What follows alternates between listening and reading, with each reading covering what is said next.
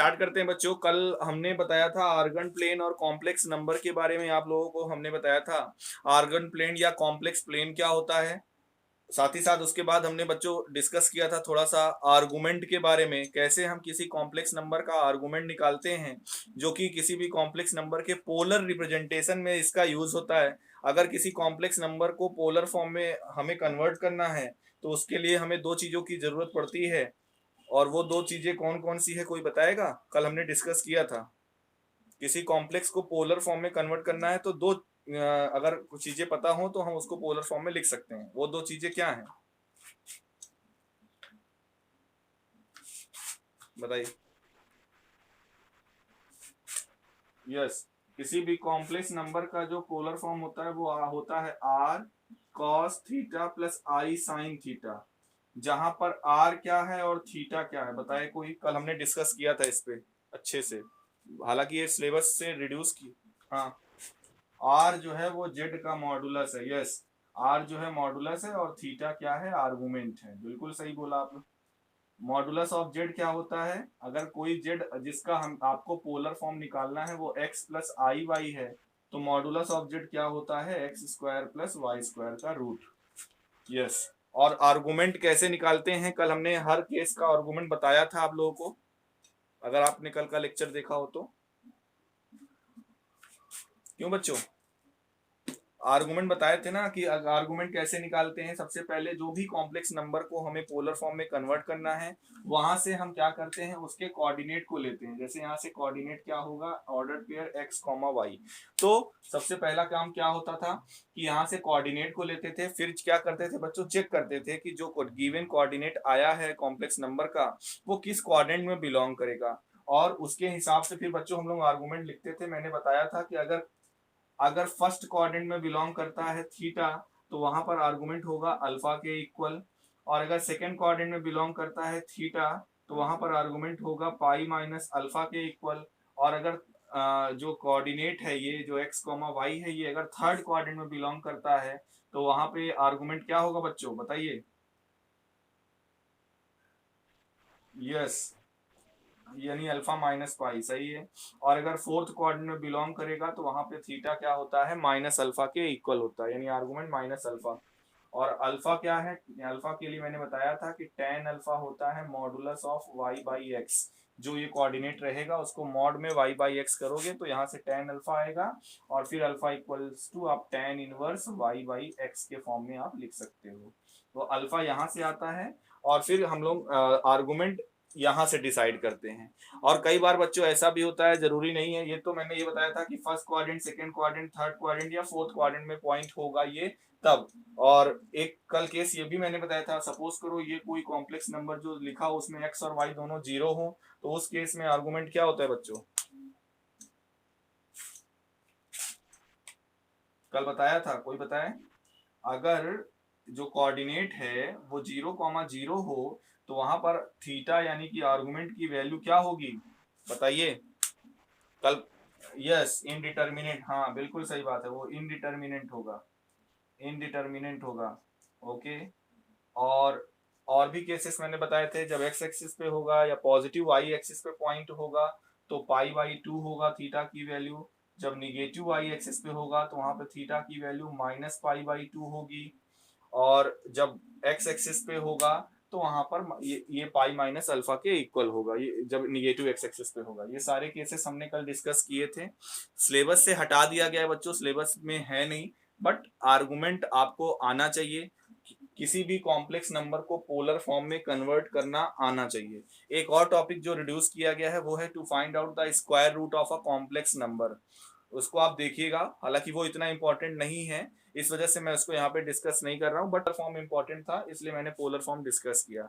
आज का जो टॉपिक है बच्चों वो है क्वाड्रेटिक इक्वेशन। मैंने पहले ही बताया था कि यहाँ पर हम लोगों को दो टॉपिक मिलेंगे, एक है कॉम्प्लेक्स नंबर और दूसरा है क्वाड्रेटिक इक्वेशन। और क्वाड्रेटिक इक्वेशन वे क्वाड्रेटिक इक्वेशंस जिसके लिए डिस्क्रिमिनेंट क्या हो, लेस देन जीरो हो। आपने पढ़ा है, अगर क्वाड्रेटिक इक्वेशन की बात करें तो स्टैंडर्ड क्वाड्रेटिक इक्वेशन क्या होता है, a x square plus b x plus c equals to zero. ये होता है स्टैंडर्ड क्वाड्रेटिक इक्वेशन।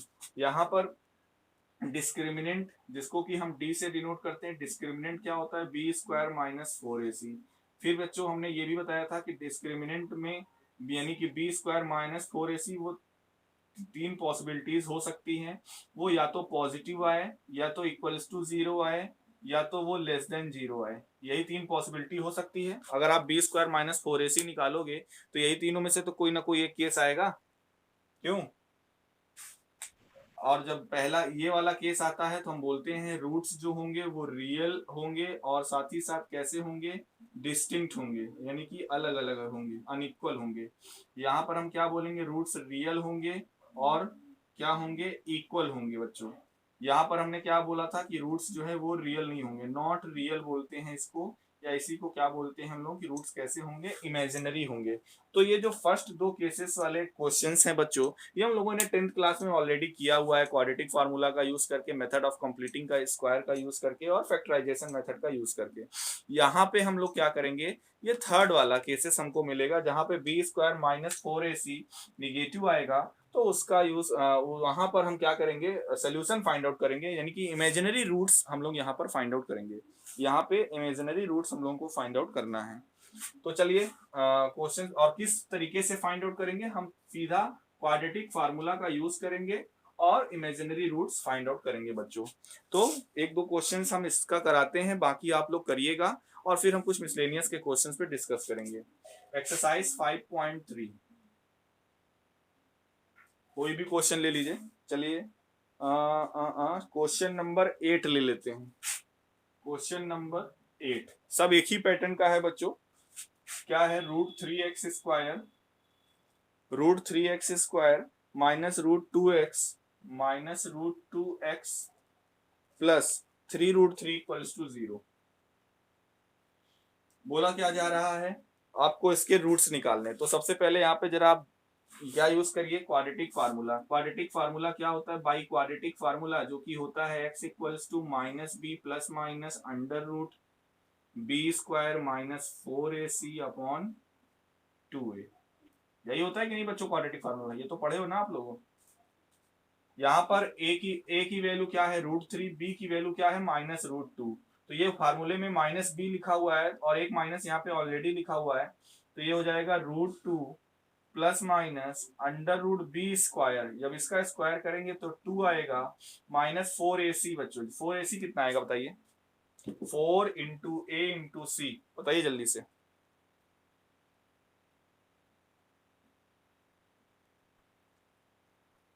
36 आएगा क्या, है ना। 3 3 जा 9, 9 4 जा 36 upon 2a upon 2 under root 3। तो यहां से बच्चों क्या हो जाएगा, x equals to √2 plus minus, अब ये देखिए आएगा रूट के अंदर माइनस 34 आएगा, तो इसको क्या लिख सकते हैं, इमेजिनरी फॉर्म में कुछ लिख सकते हैं, अंडर रूट 34 और i को आप बाहर कर दो, ऐसा लिख सकते हैं कि नहीं। तो फाइनली x का आंसर क्या आ गया, x की वैल्यू क्या आ गई बच्चों, √2 plus minus i under root 34, और 2√3 को आप चाहो तो अलग अलग अपॉन में लिख दो। ये तो ये हो गई x की वैल्यू, यही हमारा हो गया आंसर। तो मेरे ख्याल से कोई दिक्कत नहीं है बच्चों, इस एक्सरसाइज के सारे क्वेश्चंस आप लोग लगा लोगे। क्यों क्यों अच्छा, अभी तक में जितना अभी तक आपने कॉम्प्लेक्स नंबर में पढ़ा है, कहीं पे किसी को कोई, क्योंकि अब मिसलेनियस एक्सरसाइज पे हम बच्चों सीधा आ रहे हैं, और मिसलेनियस एक्सरसाइज में कुछ दो चार क्वेश्चंस अच्छे अच्छे हैं, तो उस पर हम डिस्कस करेंगे।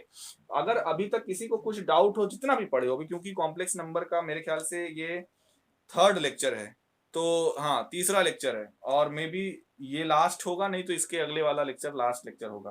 तो अगर आपको कुछ डाउट हो अभी तक में, कहीं पे भी कुछ पूछना हो कॉम्प्लेक्स नंबर क्वाड्रेटिक इक्वेशन से रिलेटेड, तो पहले आप पूछ लीजिए। हाँ बोलो। नहीं है बेटा,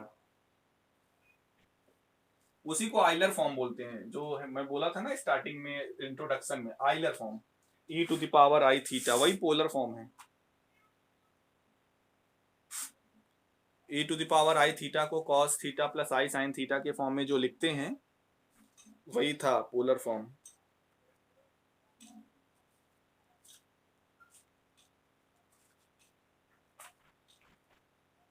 चलिए फिर बढ़े आगे।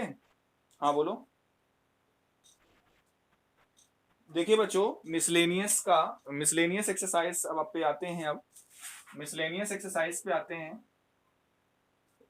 मिसलेनियस एक्सरसाइज पे सेकंड क्वेश्चन है, देखिएगा कुछ अलग है, अच्छा लगेगा आपको question. For any two complex number z1 and z2, two complex number है z1 and z2। For any two complex number z1 and z2 prove that, क्या प्रूव करना है, लिखा हुआ है ऐसे R E z1 into z2, z1 z2 equals to R E z1 into z2 plus sorry minus I M z1 into I am z2। अच्छा, ये मैंने आर ई और आई एम ऐसे करके मैं जानबूझ के बोल रहा हूँ, आप लोग ये समझिएगा मत समझिएगा मुझको पढ़ना नहीं आता।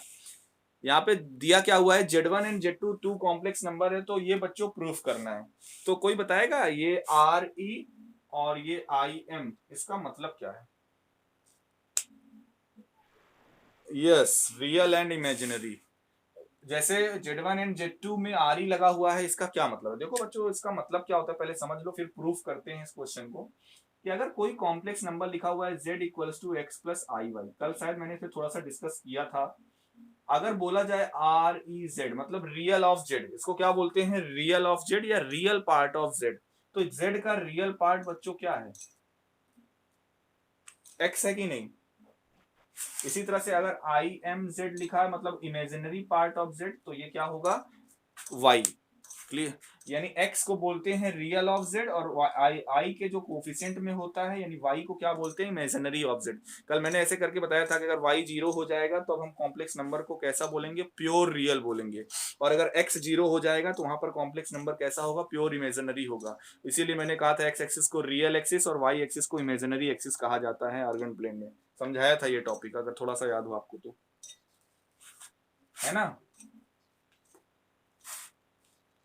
ओके, तो क्वेश्चन ये है बच्चों, z1 and z2 two complex number है, तो ये प्रूफ करिए। तो हम क्या करते हैं, z1 और z2 को कुछ मान लेते हैं। Let z1 equals to a1 plus i b1 and z2 equals to, z2 को भी कुछ मान लेते हैं, a2 प्लस आई b2। बच्चों क्वेश्चन ये है, if z1 and z2 are two complex number then prove that real part of z1 into z2 is equals to real of z1 into real of z2 minus imaginary of z1 into imaginary part of z2। तो पहले हम LHS की बात कर रहे हैं। LHS के लिए हमें क्या चाहिए, z1 into z2 चाहिए बच्चों। तो z1 into z2 आप देखो क्या आएगा, a1 plus i b1 into a2 plus I b2। चलिए इसको मल्टीप्लाई करिए तो ये क्या आएगा, a1 a2 plus i into b two a one plus i into b one a two plus i square b one b two. इसका मतलब ये मैंने बताया था बच्चों आपको स्टार्टिंग के पहले लेक्चर में कि दो कॉम्प्लेक्स नंबर को मल्टीप्लाई कैसे करते हैं, बिल्कुल वही चीज हो रहा है। ये हो जाएगा a one a two plus i, आप अगर कॉमन ले लोगे यहाँ पर तो आएगा b two a one plus b one a two, और आई को हमने बाहर लिख दिया। और यहाँ पर i square b one b two लिखा है, आई स्क्वायर की वैल्यू क्या होती है, -1 होती है, तो ये हो जाएगा minus b one b two. तो इसको हम बच्चों क्या लिख सकते हैं, फाइनली हम लिख सकते हैं z1 into z2 equals to a1 a2 minus b1 b2, ये हो गया, plus i times b2 a1 plus b1 a2। यहां तक किसी कोई प्रॉब्लम बच्चों? अब बताइए यहां से, तो therefore real of z1 into z2 इसकी वैल्यू क्या होगी, बोलिए। ये z1 इंटू z2 आ चुका है, कॉम्प्लेक्स स्टैंडर्ड कॉम्प्लेक्स फॉर्म में लिखा हुआ है x प्लस आई बी के फॉर्म में। तो बताइए यहां से real of z1 into z2 कोई बताए क्या लिखें, बोलो।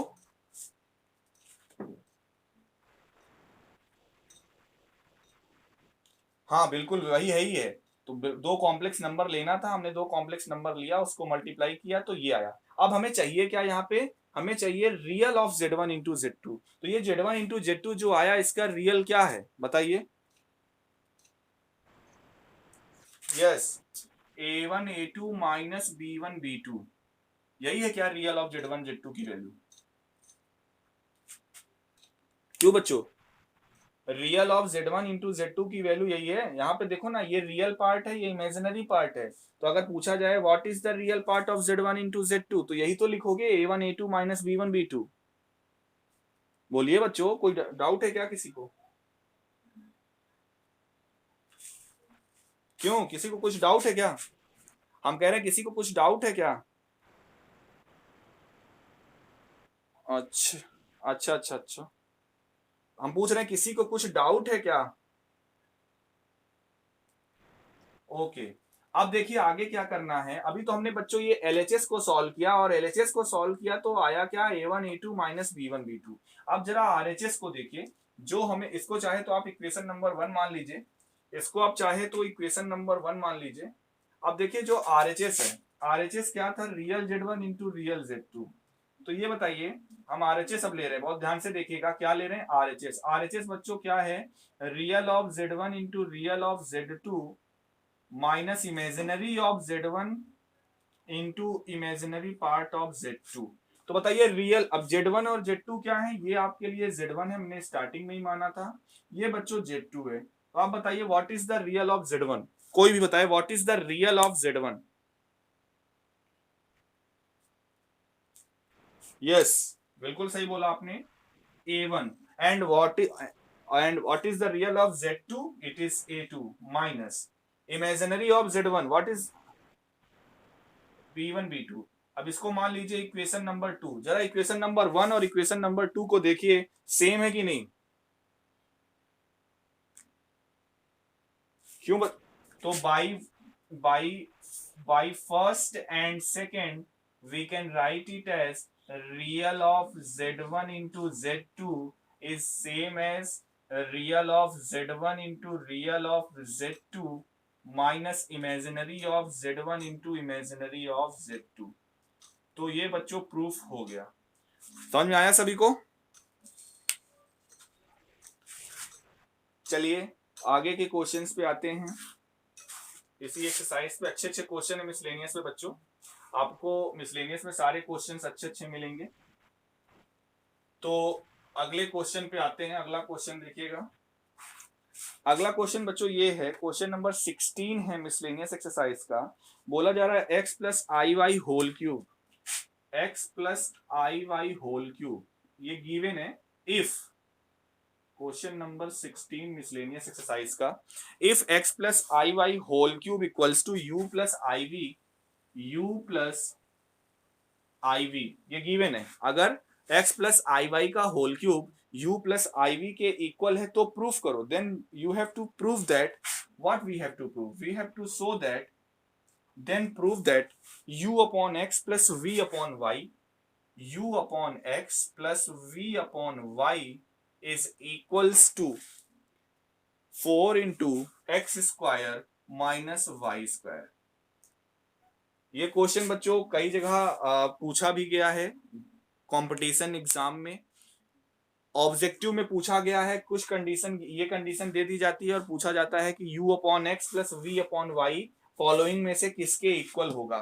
साथ ही साथ ये क्वेश्चन बहुत बार एनुअल एग्जाम में भी पूछे जाते हैं। जैसे लास्ट ईयर भी हमने ये क्वेश्चन पेपर में दिया हुआ था 11th क्लास में, कि इसको आपको प्रूफ करना है। तो चलिए प्रूफ करते हैं, बहुत ध्यान से समझिएगा। ये गिवन है, ये प्रूफ करना है, मतलब हमें यहां से क्या करना है, इसको हम सिंप्लीफाई करेंगे बच्चों, और यहां से u और v की वैल्यू निकालेंगे और फिर यहाँ पे रखेंगे तो देखिएगा प्रूफ हो जाएगा। तो करेंगे क्या, जो कंडीशन गिवन है उसी को थोड़ा सा सिंप्लीफाई करते हैं। तो ये होगा, इसको ओपन करिए, ये क्या हो जाएगा, ए प्लस बी का होल क्यूब क्या होता है बच्चों, फार्मूला बताइए।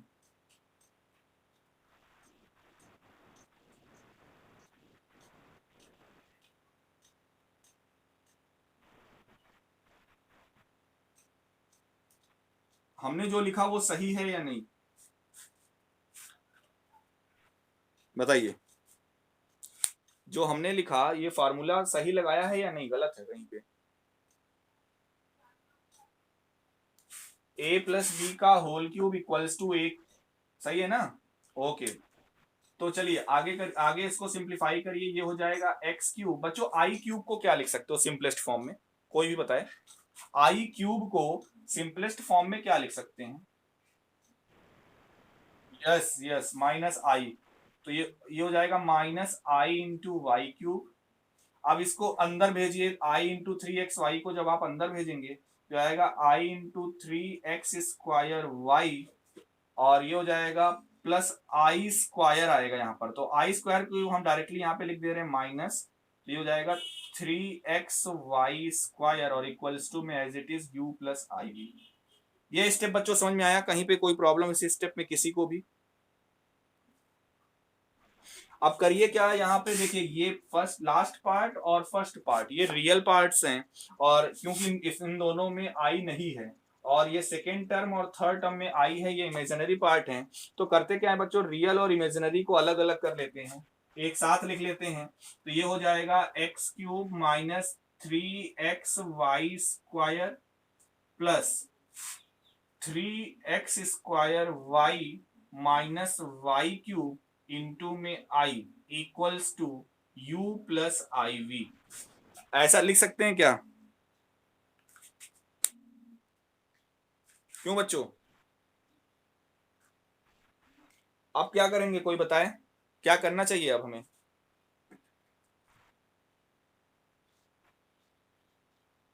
बोलिए। कंपेयर कर, हाँ बिल्कुल, इक्वेट करें, कम, बिल्कुल बिल्कुल बिल्कुल। ऑन कंपेयरिंग, जब आप कंपेयर करोगे, on comparing we have u is equals to x cube minus 3xy² and v equals to 3x² minus y cube. यही मिलेगा बच्चों u और v की वैल्यू। अब करेंगे क्या, जो हमें प्रूफ करना है उसके एलएचएस को कंसीडर करेंगे और ये u और v की वैल्यू पुट करेंगे, देखते हैं क्या आता है।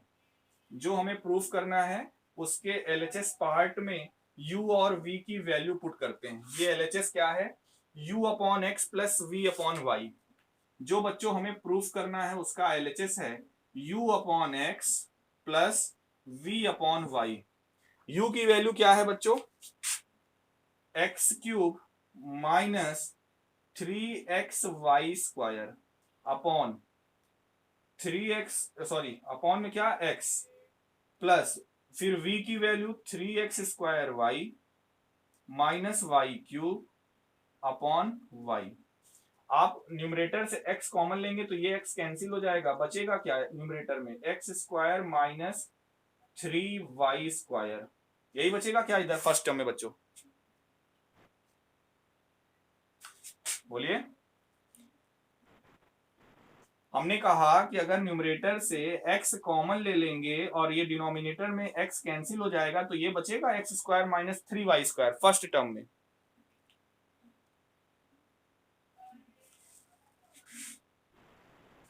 इसी तरह से आप सेकेंड टर्म में y कॉमन ले लीजिए और y से y कैंसिल हो जाएगा तो क्या बचेगा, 3x² y²। अब इसको आप क्या लिख सकते हैं, देखिए x² प्लस 3x² कितना हो जाएगा, 4x² और माइनस 3y² माइनस y², ये हो जाएगा माइनस 4y²। 4 आप कॉमन ले लीजिए, आ जाएगा x² माइनस y², और यही तो बच्चों RHS है, यही तो प्रूफ करना था। हुआ या नहीं, आया समझ में सभी को? चलिए बढ़ते हैं अगले क्वेश्चन की ओर। अगला क्वेश्चन जो कि अच्छा है, क्वेश्चन नंबर 17। नेक्स्ट क्वेश्चन बच्चों इससे भी अच्छा क्वेश्चन है, वो थोड़ा सा हो सकता है लंबा भी जाए। क्वेश्चन नंबर 17 मिसलेनियस एक्सरसाइज का देखिएगा।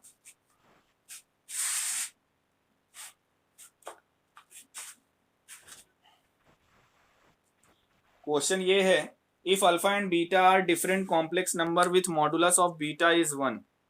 क्वेश्चन क्या कह रहा है, if alpha and beta are two different complex number and modulus of beta is 1। फिर आगे क्या बोल रहा है, अगर ऐसा है तो then find the value of, हमें वैल्यू फाइंड आउट करना है beta minus alpha upon 1 minus conjugate of alpha into beta, इसकी वैल्यू फाइंड आउट करना है। ठीक है बच्चों, यहां पे ध्यान दीजिएगा, क्या गिवन क्या है, अल्फा और बीटा दो डिफरेंट कॉम्प्लेक्स नंबर्स हैं। तो सबसे पहला स्टेप तो यही रहेगा, let alpha equals to a plus i b and beta equals to x plus i y. भाई दो डिफरेंट कॉम्प्लेक्स नंबर है तो हमने दो डिफरेंट कॉम्प्लेक्स नंबर मान लिया, एक को माना ए प्लस आई बी, एक को माना एक्स प्लस आई वाई। आप चाहो तो a one plus i b one, ए2 प्लस आई बी टू भी मान सकते हो, कोई प्रॉब्लम यहां तक किसी को? और क्या गिवन है, मॉडुलस ऑफ बीटा बच्चों क्या है, मॉडुलस ऑफ बीटा 1 है, और मॉडुलस ऑफ बीटा अगर 1 है तो यहां से हमें क्या मिलेगा, मॉडुलस ऑफ बीटा क्या होगा, under root x square plus Y square, और दोनों साइड का स्क्वायर करोगे तो यानी क्या मिलेगा, x square plus Y square equals to 1। इसका यूज हम आगे चलकर कहीं ना कहीं जरूर करेंगे, इसलिए इसको हम इक्वेशन नंबर 1 मानकर यहीं पे छोड़ देते हैं। ठीक है, अब जो वैल्यू फाइंड आउट करनी है उस पे आते हैं बच्चों, जो वैल्यू फाइंड आउट करनी है जिसकी, उस पे आते हैं। तो चलिए सॉल्व करते हैं, जो वैल्यू फाइंड आउट करना है उस पे वैल्यू रखते हैं, ध्यान से देखिएगा। हमें चाहिए क्या, modulus of beta minus alpha. Beta को हमने बोला है x plus i Y, minus alpha को हमने क्या बोला है, ए प्लस आई बी। अल्फा को हमने ए plus i B upon 1 minus alpha का कॉन्जुगेट क्या होगा, अल्फा का कॉन्जुगेट क्या होगा, अगर alpha A plus i B है तो अल्फा का कॉन्जुगेट बताओ कोई, ए माइनस आई बी। अगर अल्फा है ए प्लस आई बी तो उसका कॉन्जुगेट ए माइनस आई बी होगा कि नहीं बच्चों, और बीटा की जगह पे एक्स प्लस आई वाई, हमने ये वैल्यू पुट कर दी। चलिए अब इसी को हमें सिंप्लीफाई करके आंसर लाना है, देखते हैं। अब करिए क्या, यहाँ पे रियल पार्ट को एक साथ लिखिए, इमेजिनरी पार्ट को एक साथ लिखिए, तो ये हो जाएगा x minus a plus I common लेंगे तो आएगा y माइनस बी। ऐसा लिख सकते हैं न्यूमरेटर को, x minus a plus i into y minus b upon, इसमें क्या करिए, इसको थोड़ा सा पहले सिंप्लीफाई करिए मल्टीप्लाई करके, तो ये हो जाएगा ए x plus i into A Y minus I into b x, और ये हो जाएगा बच्चों माइनस आई स्क्वायर बी वाई, तो हम सीधा प्लस बी वाई लिख सकते हैं। ओके, अब क्या करिए, यहां पे भी रियल और इमेजिनरी को डिनोमिनेटर में भी बच्चों क्या करिए, डिनोमिनेटर में भी रियल और इमेजिनरी को चलिए अलग करते हैं, तो ये हो जाएगा, ऊपर तो वही रहेगा x minus a plus i into y minus B, नीचे क्या रहेगा देखिएगा, रियल पार्ट को लिखिए 1 minus a x minus b Y, ये रियल पार्ट है कि नहीं इसका, आप ब्रैकेट हटाएंगे माइनस अंदर जाएगा, सभी में साइन चेंज हो जाएगा, तो 1 minus a x minus b Y, ये रियल पार्ट मैंने लिखा कि नहीं बच्चों, और प्लस आई अगर हम कॉमन ले लें, आई वाले यही दो टर्म है, और माइनस अंदर जाएगा तो ये माइनस हो जाएगा, ये प्लस हो जाएगा, तो यहां पर आएगा B x minus a Y. कोई दिक्कत किसी को यहां पर बच्चों? अब देखिए एक प्रॉपर्टी हम इस्तेमाल करने जा रहे हैं, आप एनसीईआरटी में देखोगे तो पहले एक्सरसाइज से पहले ही वे प्रॉपर्टी के बारे में डिस्कशन हुआ है। वो है क्या कि modulus of Z1 upon Z2, मतलब दो कॉम्प्लेक्स नंबर अगर डिवाइड के फॉर्म में लिखे हुए हैं और उनका होल मॉडुलस है तो उसको हम अलग अलग लिख सकते हैं। कहने का मतलब एक प्रॉपर्टी होती है बच्चों, अब इस रिलेशन का यूज करने जा रहे हैं, क्या, modulus of Z1 upon Z2 can be written as mod of Z1 upon mod of Z। अलग अलग मतलब ये होल मॉडुलस को हम अलग अलग कर सकते हैं, तो कहने का मतलब इसको लिख सकते हैं mod of x minus a plus i into y minus b upon mod of 1 minus a x minus b y plus i into b x minus a y, ऐसा लिख सकते हैं। ठीक है बच्चों, अब चलिए करिए क्या, यहाँ पे इसको सिंप्लीफाई करते हैं। सिंप्लीफाई करने का मतलब क्या है, किसी भी कॉम्प्लेक्स नंबर का अगर आप मॉडुलस निकालते हो तो रूट लग जाता है, और ये क्या हो जाएगा, x माइनस ए का whole square plus y minus b का होल स्क्वायर हो जाएगा कि नहीं। और नीचे भी इसी तरह से रियल पार्ट और इमेजिनरी पार्ट जो लिखे हुए हैं तो इनके भी स्क्वायर्स का सम हो जाएगा। तो ये क्या आएगा बच्चों, मैं इसको ओपन करके लिख रहा हूं, इसका स्क्वायर करेंगे तो a प्लस बी प्लस सी का होल स्क्वायर का फॉर्मूला लगाने जा रहा हूं।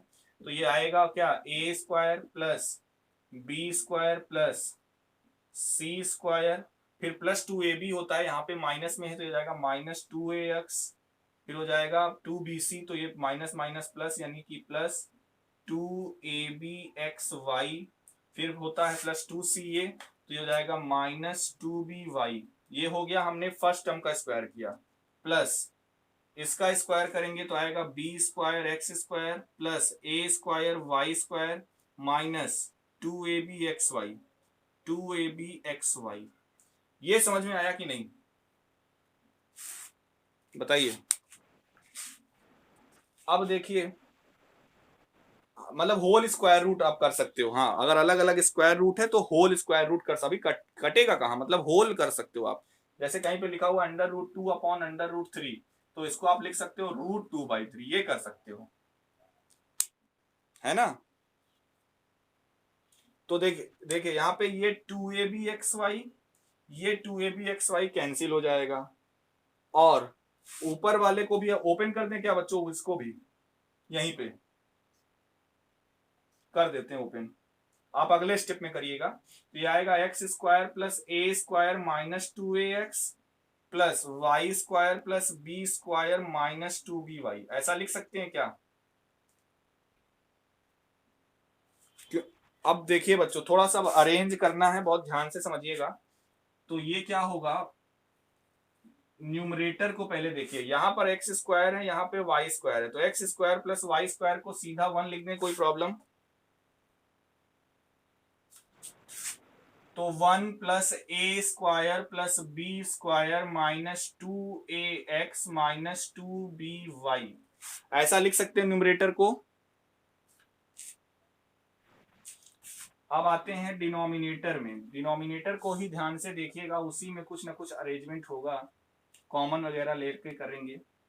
तो क्या कर सकते हैं जरा ध्यान से देखिएगा, यहां पर है बी स्क्वायर एक्स स्क्वायर, यहां पर है ए स्क्वायर एक्स स्क्वायर, यहाँ पे है माइनस 2ax, और यहाँ पे और क्या है, बस इतना ही है ना। चलिए जरा ध्यान से देखिए, अगर हम ए स्क्वायर एक्स स्क्वायर ये है, और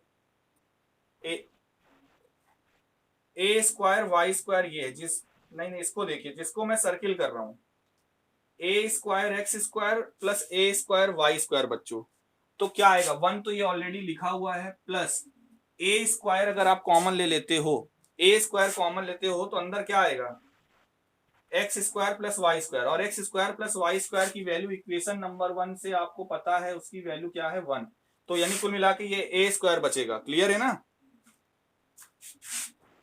इसी तरह से ये बी स्क्वायर वाई स्क्वायर और ये बी स्क्वायर एक्स स्क्वायर, यहां पे आप क्या करिए, बी स्क्वायर कॉमन ले लीजिए, क्या बचेगा, इस पे भी y square plus x square जिसकी वैल्यू 1 होती है। आगे क्या बचा, माइनस 2ax बचा, माइनस 2by बचा, यही तो बचा था। अब जरा देखिए, न्यूमरेटर और डिनोमिनेटर सेम है, ये कैंसिल पूरा का पूरा हो गया, और वैल्यू क्या आ गई 1। इसका मतलब बच्चों हमारा आंसर, जिसकी वैल्यू पूछी जा रही थी, तो उसका आंसर क्या आएगा, 1 आएगा। क्लियर है सभी को।